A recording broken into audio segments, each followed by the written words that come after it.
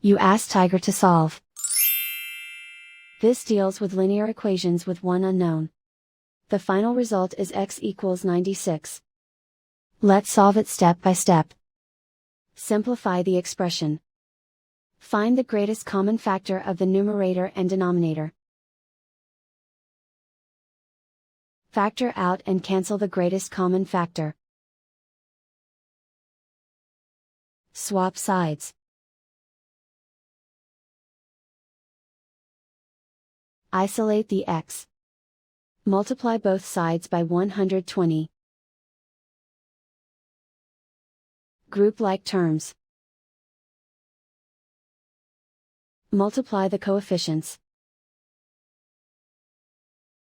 Simplify the fraction.